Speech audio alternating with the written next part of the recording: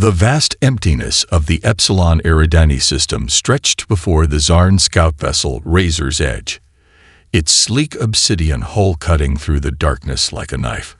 Captain Frost settled into his command chair, his 6 multifaceted eyes scanning the holographic displays with a mixture of boredom and contempt. Another routine pacification mission, another primitive species to be cataloged and controlled. The human mining operation appeared unremarkable, a collection of modular stations and extraction platforms drifting near a resource-rich asteroid belt. Standard long-range scans showed minimal defensive capabilities, antiquated mining lasers, unshielded cargo containers, minimal crew complement. The Zarn tactical assessment was brutally simple. Total subjugation would take less than 17 standard minutes. What Captain Frost didn't understand was the fundamental error in his assessment. Humanity was never just about the technology they displayed. It was about the spirit within the technology. Commander Emily Roberts stood on the bridge of the Terran Resolve, her posture relaxed, but her eyes razor-sharp. A decade of Marine Corps training had taught her that preparation was the true weapon of war. Her crew of 30 miners looked more like a family than a military unit, which was precisely why they were so deadly. Incoming Zarn signatures, announced Marcus Garcia, the ship's sensor technician. His fingers danced across holographic interfaces, not with fear, but with a predatory anticipation. 3 vessels, typical invasion configuration. Roberts nodded, her hand brushing against the modified mining laser control panel. To the Zarn, it looked like a simple extraction tool. To her crew, it was a precision weapon waiting to be unleashed. All stations, she spoke quietly, her voice carrying the calm of someone who had survived multiple combat tours. Combat protocols are now active. Around her, the seemingly casual mining crew transformed. Jessica Wong, the chief geologist, was now coordinating targeting solutions. David Rice, the maintenance supervisor, was recalibrating cargo drone circuits into makeshift missile platforms. Every system, every piece of equipment became a potential weapon. The Zarn scout vessels approached with textbook precision. Captain Frost watched the holographic display, his tentacular appendages rhythmically tapping command sequences. Standard invasion procedure. Disable primary systems. Neutralize command structure. Begin resource extraction. What happened next would be recorded in Galactic archives as the first true demonstration of human warfare philosophy. The moment the first Zarn weapon powered up, the Terran Resolve was ready. What appeared to be a simple mining laser erupted with a precision energy burst that overwhelmed the Lid Scout's forward shields. Cargo containers, seemingly random storage units, deployed electromagnetic disruption fields that crippled alien targeting systems. But the truly terrifying aspect was the crew's coordination. They moved like a single organism, each person anticipating the other's actions without verbal communication. A mining drone repurposed as a kamikaze attack vector. A maintenance shuttle transformed into an electronic warfare platform. Captain Frost watched in growing horror as his perfectly planned invasion dissolved into chaos. These weren't just humans. They were hunters who saw the entire universe as their hunting ground. Tactical analysis is incorrect, he muttered to his communications officer. These humans, they do not follow any known combat protocols. The first salvo of the battle revealed a terrifying truth that would echo through galactic civilizations. Humans didn't just defend, they hunted. And in hunting, they transformed everything, even a simple mining operation, into a weapon of total war. By the time the Zarn realized the true nature of their mistake, the Terran Resolve had already rewritten the rules of interstellar conflict. The Zarn boarding party materialized with surgical precision, their biomechanical exoskeletons humming with advanced weaponry. Lieutenant Jack Morrison watched their arrival through a series of repurposed mining cameras, his mind already racing with possibilities. Where other species saw specialized equipment, he saw potential weapons waiting to be unleashed. Incoming hostiles, he announced over the ship's internal communication system. Prepare for unconventional defense. The boarding area looked like a standard mining maintenance bay, a chaotic landscape of industrial equipment, half-dismantled machinery, and seemingly random technological components. To the Zarn invasion team, it appeared undefended. To Jack Morrison, it was a canvas of destruction waiting to be painted. The first Zarn soldier stepped forward, its multi-jointed limbs moving with programmed precision.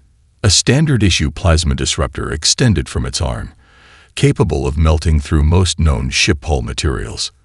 What happened next would become a legendary case study in adaptive warfare. Jack's fingers danced across a modified control panel. Industrial welding lasers, previously used for asteroid material processing, realigned with microscopic precision. The massive machinery, weighing several tons, began to move with an unexpected grace. The lead Zarn soldier took 3 more steps before realizing something was wrong. The seemingly dormant mining equipment was tracking its movement. Precision lasers that once cut through solid rock now targeted the gaps in the alien's exoskeleton with terrifying accuracy. "Maintenance drones online," Jack muttered, a hint of a smile crossing his face. What the Zarn invasion team didn't understand was the fundamental human philosophy of warfare. Every piece of equipment is a potential weapon. Every system can be modified. Limitation is just another word for opportunity. The maintenance drones, typically used for external hull repairs and equipment maintenance, transformed into something entirely unexpected. Their precise manipulation arms became launching platforms. Their scanning lasers became targeting systems. Their communication networks became a distributed combat intelligence. Jessica Wong, the ship's geologist, had been preparing for this moment her entire career. Her expertise in material science transformed the boarding area into a deadly trap. Asteroid processing chemicals became impromptu acid sprayers. Mineral compression tanks became explosive devices. The very air became a weapon. "Tactical reconfiguration complete," she reported, her voice calm and clinical. The Zarn invasion team found themselves in a nightmare of human innovation. Every movement triggered a new defensive sequence. A maintenance drone would sacrifice itself to create an electromagnetic pulse. A drilling laser would recalibrate to target specific weak points in alien armor. David Rice, the maintenance supervisor, had already begun the most critical modification. The ship's primary reactor, designed for stable power generation in extreme mining conditions, was being transformed into a potential devastating weapon. "Reactor modification at 63%, he announced. The implication was clear. If defeat seemed imminent, they would turn their entire vessel into a weapon of last resort. The boarding team's tactical systems began to fail. Their communication networks fragmented. Their weapon systems found themselves fighting against an environment that was literally changing around them. Cables rerouted themselves. Equipment repositioned with impossible speed. The very ship seemed to be fighting back. Jack Morrison's final modification would become legendary in future combat archives. He converted the ship's atmospheric processing systems into a chemical warfare platform. The air itself became a weapon, not through toxic chemicals, but through a precisely engineered disruption field that interfered with the Zarn's sensory systems. "They think we're just miners," Jack muttered to himself. "They have no idea what humans are capable of." The battle wasn't just about physical combat. It was a demonstration of human adaptability, of turning every limitation into an opportunity. The Zarn invasion team found themselves fighting not just a crew, but an entire philosophy of warfare. By the time the first hour of the boarding attempt concluded, the Zarn team had lost 70% of its combat effectiveness. Their invasion protocols, developed over centuries of galactic conquest, crumbled against human unpredictability. Commander Emily Roberts watched the entire sequence with a calm precision. This wasn't just a defense. This was a message to the entire galaxy. Humanity was not a species to be conquered. Humanity was a species that turned conquest into an art form. The Terran Resolve had become more than a mining vessel. It was a statement of human potential, a living, breathing demonstration that in the universe of infinite possibilities, humans would always find a way to survive, and more importantly, to hunt. The emergency council chamber of the Zarn Collective pulsed with a tension unlike anything in recent galactic history. Holographic displays flickered with combat footage that defied all known tactical understanding. Representatives from dozens of advanced species watched in growing horror as humans transformed entire industrial complexes into war machines in mere hours. Ambassador Rachel Winters stood as the human representative, her presence a calculated display of controlled power. She wore a tailored black suit that seemed more suited to a corporate boardroom than an interstellar diplomatic meeting. Each movement, each subtle gesture was a psychological weapon more potent than any physical armament. The Vornak Elder, a crystalline being whose body shifted with emotional fluctuations, projected a holographic replay of the initial human engagement. Tentacle-like appendages trembled as the footage showed a mining vessel turning into a weapon of total war. "Impossible," muttered Krextall, the Zarn primary strategic analyst. His multiple eyes cycled through various spectral ranges, hoping to find some logical explanation for what they had witnessed. No species can adapt this quickly. No civilization can turn every system into a weapon with such efficiency. Rachel Winters allowed herself the slightest smile. It was a predatory expression that made even the most hardened alien diplomats uncomfortable. The Galactic Council chamber represented millennia of established power structures. Floating platforms supported representatives from species that had controlled vast sections of the galaxy for countless generations. The Korax Communication Network, the Veldran Adaptive Technology Consortium, the Silicon Collective. Each had believed themselves to be the pinnacle of evolutionary warfare. Humanity was about to prove them catastrophically wrong. "We have preliminary analysis of the initial engagement," announced the Zarn lead diplomat. His translation matrix struggled to convey the mixture of fear and incredulity in his communication. The humans transformed a standard mining operation into a combat platform with zero external support. Their technological adaptation exceeds all known parameters. A holographic display began showing multiple engagement scenarios. In each simulation, human forces found ways to weaponize systems that were never intended for combat. Mining lasers became precision strike weapons. Maintenance drones became distributed combat platforms. Cargo containers transformed into defensive barriers and electronic warfare systems. The Silicon Collective Representative, a beam of pure computational energy, displayed its findings. Mathematical analysis suggests an adaptive capability that defies standard evolutionary models. The humans do not see technological systems as fixed. They view them as fluid, constantly reconfigurable platforms. Rachel Winters knew exactly what she was doing. She had intercepted and deliberately manipulated communication channels, spreading carefully crafted messages that would maximize psychological impact. Her background in strategic communication and Silicon Valley innovation made her the perfect weapon in this diplomatic battlefield. Encrypted transmissions began to leak through galactic communication networks. Partial combat logs, fragmented communication intercepts, each piece carefully designed to maximize alien confusion and terror. She mixed military threat assessments with snippets of human cultural references, old rock music lyrics, movie quotes, mathematical paradoxes that seemed to mock the very concept of predictable warfare. The Vornak Elder made a statement that would be quoted for generations. "Humans do not see limitations. Where we see a tool, they see a weapon. Where we see a problem, they see a challenge to overcome." Krextall's analysis became increasingly frantic. Their communication systems are not just networks. They are psychological warfare platforms. Every transmission contains multiple layers of potential meaning. They are using information itself as a weapon. The holographic displays showed something unprecedented. Humans were transforming entire industrial and research complexes into potential combat platforms in hours, not days, not weeks, but hours. A mining facility became a fortress. A research station became a distributed combat network. They are not preparing for war, the Orcs representative whispered. They are redefining the entire concept of conflict. As the Emergency Council descended into chaos, one thing became terrifyingly clear. Humanity was not just another species to be cataloged or controlled. They were a force of nature that would fundamentally reshape galactic civilization. Rachel Winters continued to smile. The real war had not yet begun.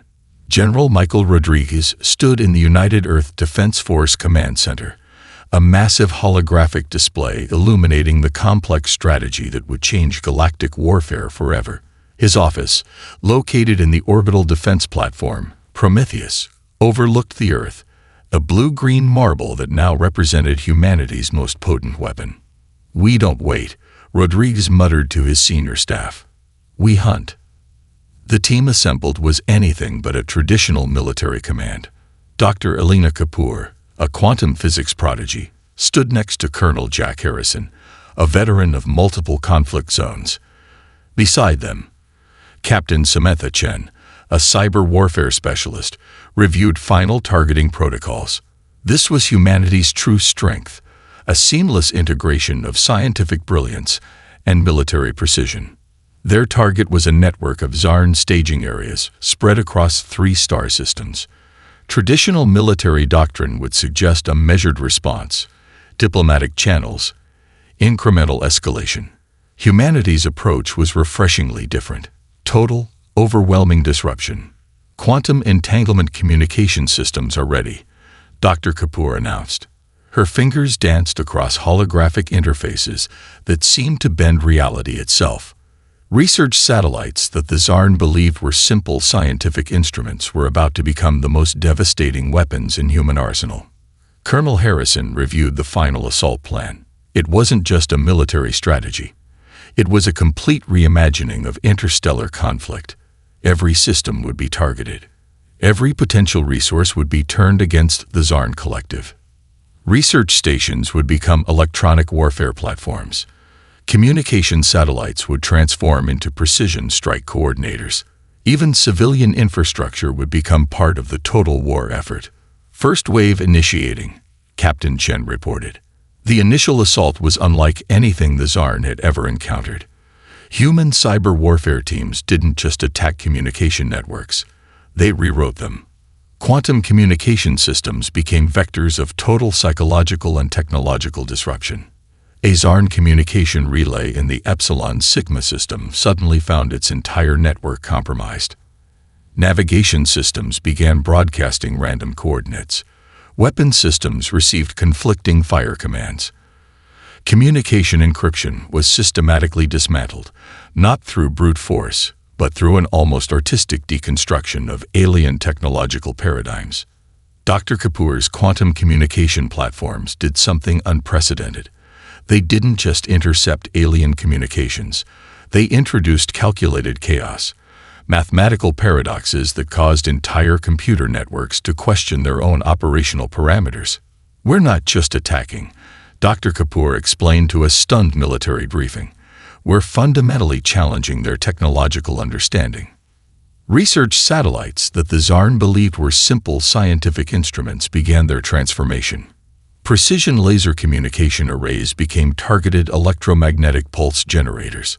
Solar observation platforms converted into long-range targeting systems. General Rodriguez watched the initial reports with a sense of calculated satisfaction. This wasn't just a military strike.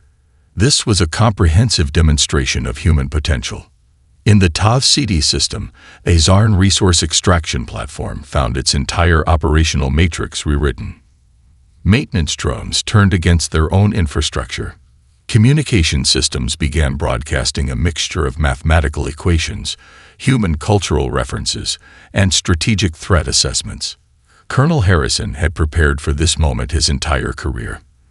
His team had spent years studying alien technological infrastructures, understanding not just how they worked, but how they could be fundamentally transformed. Total network penetration at 73%, Captain Chen reported. Her voice carried a mixture of professional calm and barely contained excitement. The human strike teams weren't just military personnel. They were a hybrid of scientists, veterans, cyber specialists, and technological innovators. Where traditional military saw limitations, they saw opportunities for total disruption. Quantum communication platforms began introducing deliberate inconsistencies into Zarn tactical networks. Navigation systems received coordinates that seemed logical but were mathematically impossible. Weapon-targeting computers found themselves solving complex philosophical paradoxes instead of maintaining combat readiness. By the time the first hour of the assault concluded, the Zarn Collective had lost over 60% of their strategic communication capabilities. But it wasn't just about technological destruction. It was a comprehensive demonstration of a fundamental truth. Humanity didn't just fight wars. They reimagined the entire concept of conflict. General Rodriguez looked at the holographic display, a subtle smile crossing his face. This was more than a preemptive strike. This was a declaration of humanity's true potential. The hunt had begun. The research facility orbiting Titan was unlike any scientific installation in human history. Dr. Alexander Thompson walked its gleaming corridors, a captured Zarn plasma cannon disassembled before him like a complex puzzle waiting to be solved. Around him, a team of the most brilliant minds in human history worked with a combination of scientific precision and predatory innovation. Every piece of technology is just an opportunity, Thompson muttered, his fingers tracing the intricate energy conduits of the alien weapon. The facility housed what the scientific community had begun to call the Adaptive Technologies Division. It wasn't just a research center. It was a weapon development platform that redefined the very concept of technological innovation. Military personnel, quantum physicists, material scientists, and software engineers worked in perfect synchronization. A Zarn faster-than-light communication array lay partially dismantled on the primary research platform. Where the original designers saw a pinnacle of communication technology, Thompson's team saw a potential total surveillance network waiting to be unleashed. Dr. Ariana Rodriguez, a quantum communication specialist, demonstrated the team's latest breakthrough. The alien communication array had been completely reimagined. Its quantum entanglement principles were now a foundation for a communication system that could penetrate any known defensive network. They designed this for long-range communication, she explained to a group of military observers. We've transformed it into a network that can simultaneously communicate, jam, and manipulate enemy systems. The facility's primary mission was simple yet revolutionary. Take alien technology and transform it into something fundamentally more dangerous. A Zarn medical scanning device became a precision targeting system. Their environmental adaptation technology was converted into a psychological warfare platform. Dr. Michael Chen, a materials science expert, worked on the plasma cannon with a mixture of scientific curiosity and predatory excitement. The weapon's energy distribution systems were being completely reimagined. Where the Zarn saw a weapon of destruction, humans saw a multipurpose energy platform. Look at these energy distribution matrices, Chen explained to his team. The Zarn designed this for pure destructive potential. We can convert it into a surgical tool, a power generation system, and a precision strike weapon, all in the same platform. The most terrifying aspect of human technological adaptation was its unpredictability. The Zarn had developed their technology over millennia, with each system carefully designed for specific purposes. Humans saw those purposes as mere suggestions. A captured Zarn medical nanite system found itself completely transformed. Instead of healing, these microscopic machines were now potential infiltration devices. They could penetrate alien computer systems, disassemble mechanical structures, and gather intelligence, all while appearing to be a standard medical technology. Dr. Elena Kapoor's quantum computing team had begun the most ambitious project. They weren't just studying captured Zarn technology. They were learning to predict and manipulate alien technological development. Technology is a language, Kapoor would often say, and we're becoming fluent in dialects no one else understands. The military observers watched in a mixture of awe and terror. Each captured piece of alien technology wasn't just being studied, It was being completely reimagined. A defensive shield generator became a potential offensive weapon. A long-range scanning system was converted into a distributed intelligence-gathering platform. General Michael Rodriguez visited the facility, watching the technological transformation with a sense of calculated satisfaction. This wasn't just reverse engineering. This was a fundamental reimagining of technological potential. The most advanced alien technology in the galaxy was becoming nothing more than raw material for human innovation. A Zarn faster-than-light propulsion system lay partially dismantled, its complex energy matrices being studied with predatory intensity. Dr. Thompson approached the device, his team surrounding him like a pack of technological hunters. "They think technology follows rules," Thompson said quietly. "We know better." By the time the Zarn Collective would realize the full extent of human technological adaptation, it would be far too late.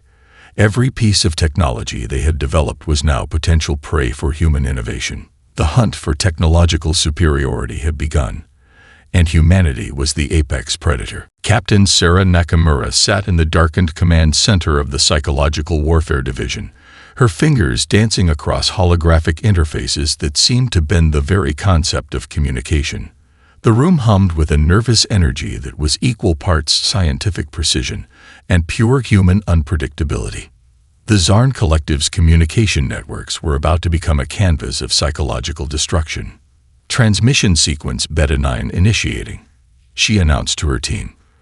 A group of specialists that defied traditional military categorization, linguists, mathematicians, cultural anthropologists, quantum communication experts, and veterans of multiple conflict zones, watched with a mixture of professional calm and barely contained excitement. Their weapons were not traditional. They were far more dangerous. The first transmission began as a seemingly innocent mathematical sequence, prime numbers arranged in a pattern that would take most species weeks to decode. Embedded within the sequence were fragments of communication that defied logical interpretation. A line from an ancient Earth poem, a mathematical theorem that contradicted established galactic scientific understanding, a snippet of quantum communication theory that seemed to exist in multiple states simultaneously. Dr. Marcus Rodriguez, the lead communication specialist, explained the strategy to a group of military observers. "We're not just sending messages," he said. "We're creating cognitive dissonance at a species-wide level." The Zarn communication networks found themselves confronted with transmissions that were simultaneously threatening, philosophical, and completely incomprehensible. One moment, a precise coordinate for a potential strike. The next, a fragment of human cultural reference that made no logical sense.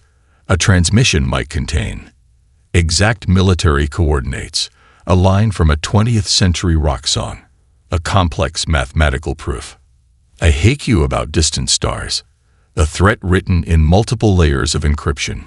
Captain Nakamura had studied alien communication systems for decades. She understood something fundamental that most military strategists missed. Communication was more than information transfer. It was psychological warfare. The Zarn found their communication networks becoming progressively more unstable. Their quantum encryption systems began to detect patterns that shouldn't exist. Threat assessments were suddenly interrupted by philosophical questions. Tactical communication channels would suddenly broadcast fragments of human cultural history. "We're not just attacking their communication," Dr. Rodriguez explained.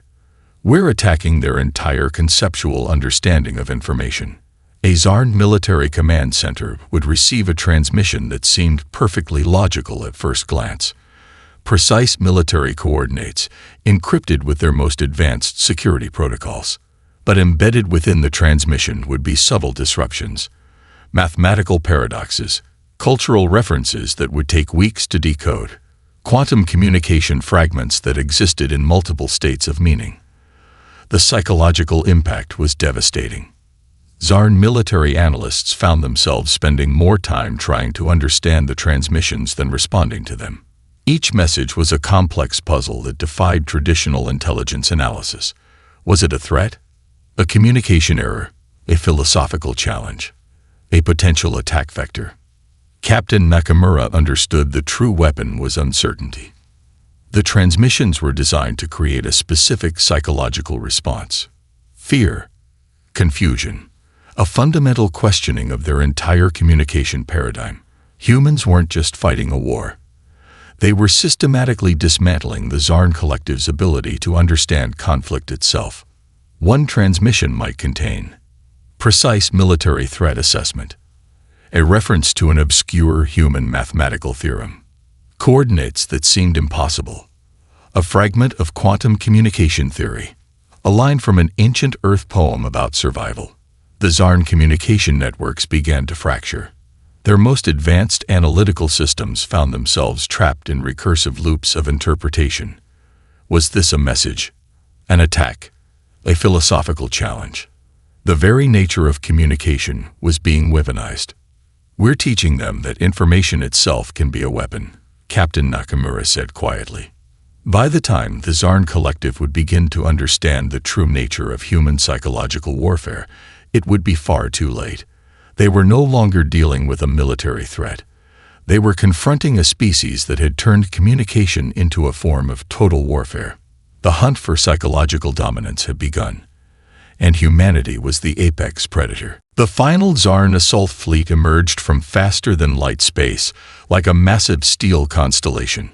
Thousands of ships stretched across 3 star systems, representing the combined technological might of a civilization that had ruled the galaxy for millennia. Their weapons systems hummed with destructive potential. Their tactical networks were synchronized with mathematical precision. They had no idea they were sailing into humanity's most elaborate trap. General Michael Rodriguez watched the approaching fleet from the orbital defense platform, Prometheus. Beside him, a team of specialists that defied traditional military categorization, prepared for the most comprehensive defensive operation in human history. "They think this is a conventional assault," Rodriguez muttered to Colonel Jack Harrison. "They have no idea what's coming." Every human space station, every orbital platform, every seemingly defenseless mining colony was prepared for total war. The Zarn would soon learn that humanity viewed the entire star system as a potential weapon. The first wave of Zarn ships began their attack pattern. Precision energy weapons targeted what appeared to be vulnerable communication relays. Boarding craft prepared to infiltrate what looked like minimally defended research stations. Dr. Elena Kapoor's quantum communication team had other plans. The targeted communication relays were anything but vulnerable. They were massive electronic warfare platforms designed to look weak. The moment Zarn weapon systems powered up, these platforms began a systematic deconstruction of alien tactical networks. Initiating multi-vector disruption, Kapoor announced. Zarn weapon systems found themselves receiving conflicting fire commands. Navigation computers began broadcasting impossible coordinates. Entire squadrons discovered their communication encryption systematically dismantled. Captain Samantha Chen's cyber warfare team had spent years preparing for this moment. Every human space asset was now part of a distributed combat network. A mining drone could become a precision electronic warfare platform. A research satellite could transform into a long-range targeting system. The Zarn assault began to fragment almost immediately. Their most advanced ships found themselves fighting not just human vessels, but an entire star system that had been transformed into a living, breathing combat platform. Asteroids became potential weapon systems. Communication relays became distributed intelligence networks. "They're trying to fight us like we're a traditional military," Colonel Harrison observed. "They don't understand. We're not an army. We're a species." Boarding craft that attempted to infiltrate human stations found themselves facing environments that were fundamentally weaponized. Maintenance systems became defensive platforms. Research equipment transformed into precision targeting systems. Dr. Alexander Thompson's technological adaptation team had prepared for this moment. Captured alien technology was now part of humanity's defensive arsenal. A Zarn plasma weapon captured years ago had been completely reimagined as a defensive system that could simultaneously jam, target, and destroy incoming vessels. The human response was not just defensive.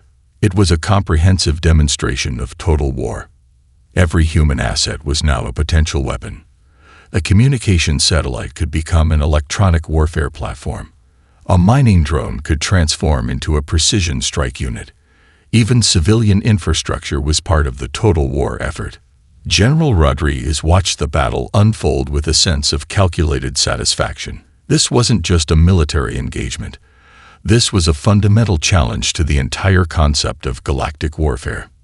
Zarn tactical networks found themselves fighting against a combat system that didn't follow any known rules of engagement. Human vessels moved with an unpredictability that defied traditional tactical analysis. A research station could suddenly become a massive electronic warfare platform. A mining colony could transform its entire infrastructure into a defensive network. Total system penetration at 78%, Captain Chen reported. The Zarn assault fleet began to fragment. Their most advanced tactical systems found themselves fighting against an enemy that didn't just adapt. An enemy that transformed the entire concept of conflict.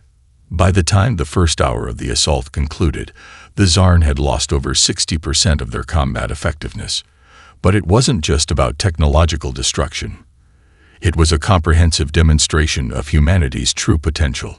General Rodriguez looked at the holographic display, a subtle smile crossing his face. This was more than a defensive action.